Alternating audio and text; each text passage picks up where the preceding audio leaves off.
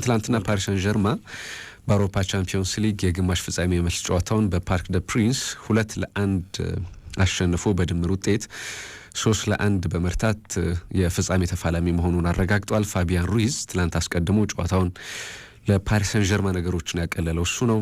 27ኛው ደቂቃ ላይ ግብ አስቆጠረ። ከዚያ በኋላ አክራፍ ሀኪሚ 72ኛው ደቂቃ ላይ ግብ አስቆጥሮ ጨዋታው 2-0 በሆነ ውጤት ከተጓዘ በኋላ ቡካዮ ሳካ 76ኛው ደቂቃ ላይ ግብ አስቆጥሮ ነበር። ግን ይሄ በቂ አልነበረም አርሰናልን ወደ ቀጣይ ዙር ለማሻገር። ወደ ቀጣይ ዙር ማሻገር ብቻ አልነበረም፣ ቢያንስ በፓርክ ደ ፕሪንስ የሚደረገውን ጨዋታ ላለመሸነፍ ነበር አርሰናል ትናንትና ሲጫወት የነበረው። በደርሶ መልስ ተሸንፎ ከመውደቅ ቢያንስ አንዱን ጨዋታቸው ማነው ተለያይቶ መውደቅም እንዲያው ለንግግር ይመቻል አይደል? በሪያል ማድሪድ ለምሳሌ ከአርሰናል ጋር የነበረውን ጨዋታ በሁለቱም ነው የተሸነፈው ደርሶ መልስ ጨዋታ። ስለዚህ ለሪያል ማድሪድ ምንም ማስተባበያዎች አልነበሩም። የትላንቱን ጨዋታ አቻ መውጣት ቢያንስ የኤሚሬትሱን ጨዋታ ለመውቀስ ድል ይሰጥ ነበር ለአርሰናሎች። ግን ሁለቱም ጨዋታ ላይ አርሰናል ደካማ ነበር። የመጀመሪያው ዙር ጨዋታ ምናልባት ለፓሪስ ሰን ዠርማ በዶሚናንስ ካየ ነው በኳስ ቁጥጥር በሙከራዎች ማንከለካ ነው የተሻለ ነበር። ግን የትላንትናው ጨዋታ በአንዳንድ መለኪያዎች አርሰናል የተሻለ ቡድን ለመምሰል ሞክሮ ነበር። ለምሳሌ ሙከራዎቹ ትላንት ጥሩ ነበር። ከመጀመሪያው ዙር ጨዋታ በኳስ ቁጥጥር ብልጫ ነበረው። ግን ይሄ የሚታሰብ ነው የሚደረግ ነው።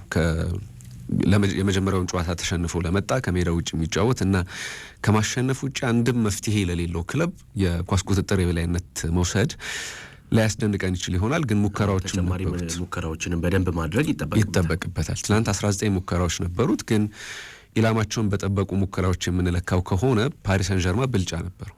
ጥሩ ኢላማቸውን የጠበቁ ሙከራዎች ነበሩት። ከዚያ ውጪ ክቫራትስኬሊያ የግብ ቋሚ የመለሰበት አጋጣሚ በሙከራዎች ካየ ነው ከግብ ጠባቂ ጋር ሳይሆን በሙከራዎች ጋር ብቻ ካሉ ንክኪዎች ጋር ከለካን የተሻለው ቡድን እሱ ነበር። ምንም ጥያቄ የለውም። ትላንትና ግን አርሰናል በብዙ ነገሩ ትላንት ደካማ ቡድን እንደሆነ አጋልጦ አውጥቶታል።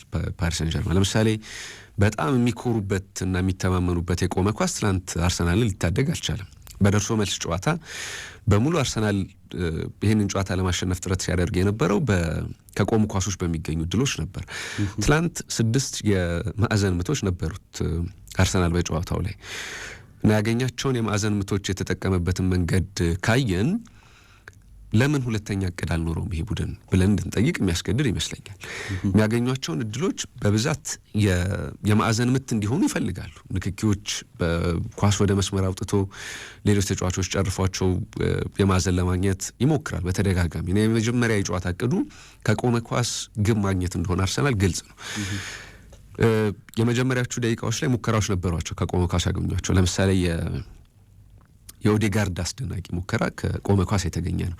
ግን የፓሪስ ሰን ዠርማ መከላከል ልዩ ነበር ትላንትና። ማርቲኔሊ ምናልባት የመጀመሪያዎቹ ደቂቃዎች ላይ ከተገኙ እድሎች መካከል አንደኛው እሱ ነው። እነሱን መጠቀም ቢችሉ ኖሮ ጨዋታው ሊቀየር ይችል ነበር ይባላል። እንግዲህ አሁን ያለቀ ጨዋታ ላይ ቢሆን ነው አብዛኞቹ መላምቶች። ግን ቢሆን እግር ኳስ ሊቀይር አይችልም። እንደዚያ ቢሆን ፓሪስ ሰን ዠርማ የቻምፒዮንስ ሊግ ዋንጫ ይኖረው ነበር እኮ አይደለ? በቢሆን ብናሰለው ከዚህ በፊት። ስለዚህ እንደዚህ አይነት መላምቶች በሙሉ የሚሰሩ አይደሉም። አርሰናል የመጀመሪያውን ጨዋታ ተሸንፎ ነው የመጣው። ስለዚህ የመጀመሪያው ጨዋታም ላይ የቆመ ኳስ ለመጠቀም ጥረት አድርጓል። ምክንያቱም በተለይ የመጀመሪያው ጨዋታ ላይ የጨዋታ ብልጫም ተወስዶበት ስለነበር ሌላም አማራጭ አልነበረውም። ትላንት የፖሴሽን ዶሚናንስ ነበረው። ስለዚህ እሱን የሚጠቀምበትን መንገድ በደንብ ማስላት ነበረበት እና በዚህ ዓመት እንደምታውቀው የአርሰናል ትልቁ ችግር ፈጠራው ነው እና ባለፉት ዓመታት ይመኩበት የነበረው ማርቲን ኦዴጋርድ በዚህ የአውሮፓ ቻምፒዮንስ ሊግ በደርሶ መልስ ጨዋታ ላይ ምንም ካልጠቀሙ ተጫዋቾች መካከል አንደኛው ነው። ትላንትና አንድ የግብ ዕድል ብቻ ነው ፈጥሮ የወጣው። ያን ሁሉ ደቂቃ በጨዋታ ውስጥ መቆየት ነበረበት ወይ የሚያጠያይቅ ይመስለኛል። ለምሳሌ በዚህ የውድድር ዓመት ካይ ሃቨርትዝ እና ሜሪኖ ብቻ ናቸው በቅያሬ ወንበር ላይ ከነበረው ከኗኔሪ የበለጠ ግብ ያስቆጠሩት ለአርሰናል። ስለዚህ እሱ መሞከር አያስፈልግም ነበር ወይ? የአርሰናልን የአርቴታን ትላንትና ለተጫዋቾቹ ታማኝነት አልወደዱትም ብዙ ሰዎች። መፍትሄ መፈለግ ነበረበት። ግን ከጨዋታው በኋላ የሰጠውን አስተያየት እሱ ከተመለከትን እኛ ከምናስበው በተቃራኒ አይነት እይታ እንደነበረው ግልጽ ነው። ከሲቢኤስ ጋር በነበረው ቆይታ በጣም አጭርና ግልጽ ቃለ መጠይቅ አድርጓል ትናንትና። ፒኤስጂን እንኳን ደስ ያላችሁ ማለት ፈልጋለሁ እና ዛሬ ጨዋታውን ማን እንዳሸነፈላቸው ግልጽ ነው እና አሽራፍ ሀኪሚ ነው ጨዋታውን ያሸነፈው ብሏል። ቀድሞ እንዲያውም የግብ ጠባቂው ጥራት ነው ነገሮችን የቀየረው አለና በኋላ ጋዜጠኛዋ ሀኪሚ ነበር ግን ዛሬ ስትለው አዎ ግልጽ ነው ጨዋታውን ማን እንዳሸነፈው ግልጽ ነው፣ ሀኪሚ ያሸነፈው የዛሬውን ጨዋታ። በዚህ ሁሉም የፓሪስ ሰን ዠርማ ተጫዋቾች ይስማማሉ እና ጨዋታው ማን ያሸነፈላችሁ ብዬ ጠይቄያቸው ሁሉም አሽራፍ ሀኪሚ እንደሆነ አረጋግጠውልኛል እና እኛም የሚሰማን ያ ነው። ግን እኛ ጨዋታውን ማሸነፍ የሚያስችል ምንም አይነት አቅም አልነበረንም የሚል አስተያየቱን ሰጥቷል። ከዚህ ውጭ እኛ ልንከራከር የምንችልበት ምንም አይነት ነጥብ ያለ አይመስለኝም። በሜዳ ውስጥ በቋሚ 11 ውስጥ የተጠቀማቸው ተጫዋቾች ይህንን ጨዋታ የመቀየር አቅም አላቸው በሚል እምነት የገቡ ናቸው አብዛኛዎቹ። ግን እንዳለ የተመለከትናቸው ተጫዋቾች ከጥቂት ተጫዋቾች ውጭ ከአቅም በታች የተጫወቱ ናቸው። ትላንትና ቪቲንሃ የፍጹም ቅጣት ምት ባይስት ውጤቱ ከዚህ የከፋ ይሆን ነበር እና ለማንሰራራትም በጣም መጥፎ ሰዓት ላይ ነበር የፍጹም ቅጣት ምቱ የተገኘው ኤርሊ ከሀኪሚም ግብ ቀደም ብሎ። ከዚያ በኋላ የሀኪሚ ግብ ተከትሎ ቢመጣ ምን ሊሆን እንደሚችል ማሰብ ቀላል ይመስለኛል። የመጀመሪያውም ጨዋታ ላይ የሁለተኛውም ጨዋታ ላይ አርሰናል ቀድሞ ነው ግብ የተቆጠረበት። በአውሮፓ ቻምፒዮንስ ሊግ እንዲህ አይነት የግማሽ ፍጻሜ ጨዋታዎች ላይ ቀድሞ ግብ የሚያስቆጥሩ ቡድኖች ይሻገራሉ፣ ምንም ጥያቄ የለውም። አድቫንቴጅ ይሰጣቸዋል። ኢንተር ሚላን ያደረገው ያንን ነው። ቀድሞ ግብ ስላስቆጠረ በሁለቱም ጨዋታዎች ላይ የባርሴሎናን በራስ መተማመን ይነጥቅ ነበር። በተከታታይ በአንድ ጨዋታ ላይ በዚያው ደጋግሞ እየመራ ስለሚሄድ ስለዚህ አርሰናል ቢያንስ በዚህኛው ጨዋታ ላይ መርቶ ቢሆን ኖሮ እድሎች ነበሩት፣ በደንብ መነሳሳቶች ይመጡ ነበር። ግን ግልጽ የአቅም ልዩነት አለ በሁለቱ ክለቦች መካከል። ለምሳሌ ትላንት ይህንን ጨዋታ በአሰልጣኝነት በተቃራኒ ቡድን ሲመሩ የነበሩት ሉዊስ ኤንሪኬ ናቸው። ከአርቴታ ጋር ፈጽሞ ልናነጻጽራቸው የማንችል ምናልባት የእንግሊዝ እግር ኳስ ብዙ አይን ውስጥ ስለሚገባ እሳቸው በስፔንና አሁን በፈረንሳይ እየሰሩ ስላለ ብዙ አናወራላቸው ይሆናል እንጂ ከባርሴሎና ጋር የ3 ዋንጫ ያሳኩ እና አሁን የተገነባውን የፓሪስ ሰን ዠርማ ስብስብ በድፍረት በራስ መተማመን የገነቡ ሰው ናቸው።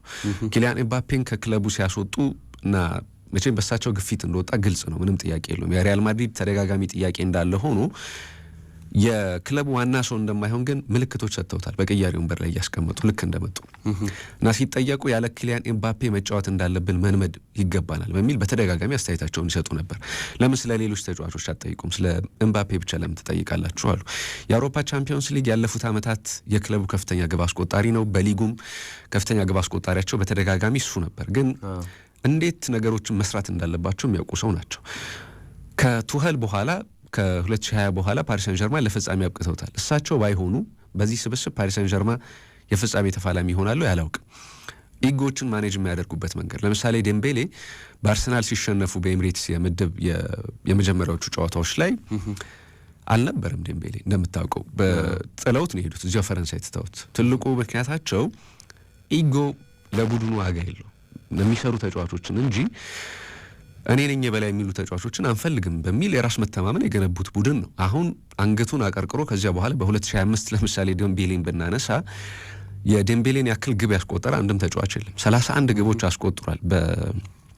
የግብ ተሳትፎ አድርጓል 2025 ከገባ በኋላ። ከነዚህ መካከል 25ቱ ግቦች ናቸው። ስለዚህ በየትኛውም የአውሮፓ ታላላቅ ሊጎች አምስቱንም ሊጎች ካየን የዴምቤሌን ያክል ጥሩ ተጫዋች የለም። ይሄ ሆነው ከሳቸው ውሳኔ በኋላ ነው ጥራቱን አሳድጎ የመጣው። ከዚያ ውጪ እንዲያው ራሱን ዴምቤሌን ከተመለከትን 11 ግቦች በዚህ የውድድር ዓመት በአውሮፓ ቻምፒዮንስ ሊግ 11 ግቦች ላይ ተሳትፎ አድርጓል። 8ቱ ግቦች ናቸው፣ 4ቱ የመጨረሻ ኳስ ነው። ትላንትና አሽራፍ ሀኪሚ ሲያስቆጥር የመጨረሻ ኳስ ያቀበለው እሱ ነው ተቀይሮ ገብቶ እና እንዲህ አይነት ጥራት ያለው ቡድን የሰሩት አሁን እሳቸው እንግዲህ ከፓሪስ ሰን ዠርማ ጋር አሁን የፈረንሳይ ሊግ አንድን አሳክተዋል።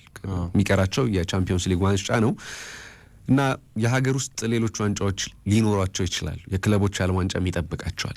የሶስትዮሽ ዋንጫ የማሳካት እድል አላቸው ከፓሪስ ሰን ዠርማ ጋር። ይህንን የሚያደርጉት ትልልቅ ዋንጫዎችን ይዘው ነው። የሀገር ውስጥ ሁሉንም ዋንጫዎችን አሸንፈው ያውቃል ፓሪስ ሰን ዠርማ፣ አዲስ አይደለም። ግን እንዴት አይነት ጥራት ያላቸው አሰልጣኝ እንደሆኑ ብዙ ጊዜ ስለ አርቴታ በጣም ምርጥነት እናነሳለን። አርቴታ ምርጥ አይደለም እያልኩ አይደለም። አሁን ያለውን የአርሰናል ስብስብ ይዞ የአውሮፓ ቻምፒዮንስ ሊግ ግማሽ ፍጻሜ የሚደርስ ቡድን ይኖራል አሰልጣኝ ይኖራል ብዬ አላምንም እኔ በግሌ። ይሄ የአርሰናልን ጥራት የጨመረው ራሱ አርቴታ ነው። እንዲህ አይነት ንግግሮች እንድናደርግ በዚህ ልክ ስለ አርሰናል እንድናወራ ያደረገው እሱ ነው። ግን አርሰናል ደግሞ ሁልጊዜም በአውሮፓ ቻምፒዮንስ ሊግ ደካማ ቡድን ነው። ከ2008-2009 በኋላ ለመጀመሪያ ጊዜ ነው በአውሮፓ ቻምፒዮንስ ሊግ ግማሽ ፍጻሜ ቀርቦ ሲጫወት። ከዚያ ውጪ ለፍጻሜ የተጫወተው ከባርሴሎና ጋር የነበረውን የፍጻሜ ጨዋታ ብቻ ነው። እንደምታውቀው የተቀሩት ዙሮች በሙሉ በጥሎ ማለፍ የሚቋጩ ወይ በምድብ የሚወጣበት እና እንዲህ አይነት ስኬት የሌለው ክለብ ነው። ለመድረኩ የሚመጥኑ ተጫዋቾችም በዘመናት በትክክል ኖሮት አያውቅም። የሌሎች ክለቦች እንደሚኖራቸው አይነት ተጫዋቾች ኖሮት አያውቅም። ኢንቪንሲብል ሆኖ ያውቃል አርሰናል እንደምታውቀው። ግን እነዚያ ሁሉ ጥራት ያላቸው ተጫዋቾች ለፕሪሚየር ሊግ እንጂ ለቻምፒዮንስ ሊግ የሚሆኑ አልነበሩም። ለምሳሌ በአርሰናል ታሪክ በአንድ የውድድር ዓመት በአውሮፓ ቻምፒዮንስ ሊግ ከ5 በላይ ግብ ያስቆጠሩት 2 ተጫዋቾች ብቻ ናቸው እና ይሄ ሆኖ ደግሞ በ3 የውድድር ዓመታት ብቻ። ቴሪ ኦንሪ በ2001-2002 እና 2002-2003 7 ግቦችን አስቆጥሯል በአውሮፓ ቻምፒዮንስ ሊግ። ከዚያ ቀጥሎ የሚመጣው ቡካዮ ሳካ ነው። 6 ግቦች ነው ያሉት በዚህኛው የውድድር ዓመት ነው። ሌላ የምንጠራው ተጫዋች የለም። ከ5 እና ከዚያ በላይ ግብ ሊያስቆጥር የሚችልለት ተጫዋች የለውም አርሰናል። ስለዚህ እንዲህ አይነት ጥራት የጎደለው ቡድን ነው ማለት ነው በቻምፒዮንስ ሊጉ ስንለካው። ለምሳሌ በባርሴሎና ብናይ በዚህ የውድድር ዓመት ብቻ ሌቫንዶቭስኪና ራፊኒሃ ሁለቱ በጥምረት 24 ግብ አላቸው። 11 ግብ አለው ሌቫንዶቭስኪ፣ ራፊኒሃ 13 ግቦች አሉት። ያማል 5 ግብ አለው እዚህ ላይ ከጨመሩ 3 በጣም የላቁ ከአርሰናል በላይ ግብ ያስቆጠሩ ተጫዋቾች አሏቸው እንደማለት ነው። ሌሎች ቡድኖችም እንደዚህ ፍጻሜ የደረሱ ቡድኖችን ብናያቸው ለምሳሌ ዴምቤሌና ኑኖ ሜንዴሽ ከፓሪስ ሰን ጀርማ በድምሩ 12 ግብ አላቸው። በኢንተር ሚላንን ካየን ላውታሮ ማርቲኔዝ 9 ግብ አለው፣ ማርከስ ቱራም 4 ግብ አለው። ይሄ ኤሌመንት ነው አርሰናልን የጎደለው ብዬ አስባለሁኝ። አጥቂ ማስፈረም ነበረበት ብለው የሚከራከሩ ሰዎች አንደኛው ማሳያቸው ይሄኛው ነው። ከዚያ ውጪ አንዳንድ ልዩነት ፈጣሪዎችን ለማንሳት ትላንትና ጆኦ ኔቬስ ሌላ ልዩነት ፈጣሪ ነበር። 57 ታክሎችን ወርዷል በዚህ የውድድር ዓመት በአውሮፓ ቻምፒዮንስ ሊግ። በጄናሮ ጋቱሶ ብቻ ነው የሚበለጠው በአንድ የውድድር ዓመት ብዙ ታክሎችን በመውረድ እና ሰውነቱን ላየ ባህሪውን ላየ ታክለር አይመስልም፣ ግን በጣም አስደናቂ ታክለር ነው። ጋቱሶ በ2007-2008 59 ታክሎች አሉት። ከዚያ ውጪ በትላንትናው ጨዋታ ላይ የአንድ ለአንድ ግንኙነቶችን በብዛት ያሸነፈው ጆአው ኔቬስ ነው። 7 የአንድ ለአንድ ግንኙነቶችን በመጀመሪያው አጋማሽ ብቻ አሸንፏል። 5 ታክሎችን በመጀመሪያው አጋማሽ ወርዷል። በጣም ልዩነት ፈጣሪ ነበር። ኦስማን ዴምቤሌ እንዳልኩት ትናንትና ተቀይሮ ገብቶም ሌላ ልዩነት የፈጠረው እሱ ነው። እንግዲህ በፍጻሜው ጨዋታ የግብ ጠባቂዎች ወግ ይሆናል ብዬ አምናለሁ እኔ በግሌ። ትላንትና ዶናሩማ እንዴት አይነት ግብ ጠባቂ እንደነበረ አይተናል። ከአስቶን ቪላ ጋር የነበረው ጨዋታ፣ ከሊቨርፑል ጋር በነበረው ጨዋታ በጣም አስደናቂ ጥራት ያላቸው ኳሶችን አድኗል። በየጨዋታው ከ5 ያላነሰ ሴቮች ነበሩት። ቢያንስ በእነዚህ በ3 ጨዋታዎች እና በ4 ጨዋታዎች ብቻ ከ20 በላይ ሴቮች አድርጓል። በጣም አስደናቂ ምሽቶች ነበሩት። እንደምታውቀው ያን ሶመር ደግሞ ከባርሴሎና ጋር በነበረው ጨዋታ የጨዋታው ኮከብ ነበር። የላሚን ያማል ሙከራዎች ብቻ የሚያስደንቁት የሚያስሞግሱት ናቸው። ስለዚህ የሁለቱ ግብ ጠባቂዎች ጥራት የፍጻሜውን ጨዋታ የመለየት አቅም ይኖረዋል። እንግዲህ ኢንተር ሚላን ከፓሪስ ሰን ጀርማ በፍጻሜ እናገኛቸዋለን። ፓሪስ ሰን ጀርማ ዋንጫ አንስቶ ያውቅም። ኢንተር ሚላን በአውሮፓ ቻምፒዮንስ ሊግ ክብር ካላቸው ክለቦች መካከል አንዱ ነው። የትኛው ይሳካለታል የሚለውና ያለን ዛሬ ምሽት በዩሮፓ ሊግ እንደዚሁ የግማሽ ፍጻሜ መልስ ጨዋታ ይደረጋል። ማንቸስተር ዩናይትድ በኦልድ ትራፎርድ ቢልባውን ይገጥማል። ከዚያ ውጭ ቶተንሃም ከቦዶ ግሊምት ጋር ይጫወታል። ቼልሲም በኮንፈረንስ ሊግ ዛሬ ምሽት በሜዳ የመልስ ጨዋታውን ያደርጋል።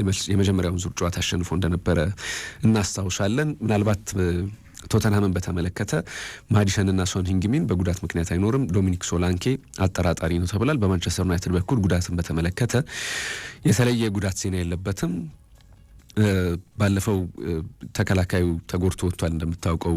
ስለዚህ ከሱ ውጭ የተለየ አዲስ ጉዳት የለበትም። ግን አትሌቲክ ቢልባውን በተመለከተ ይህንን ጨዋታ ለመቀልበስ በጣም ይቸገራል። ኦሂያን ሳንቼዝ፣ ኢናኪ ዊሊያምስ እና ኒኮ ዊሊያምስ የቡድኑ 3 በጣም ወሳኝ ተጫዋቾች አይኖሩም ተብሏል።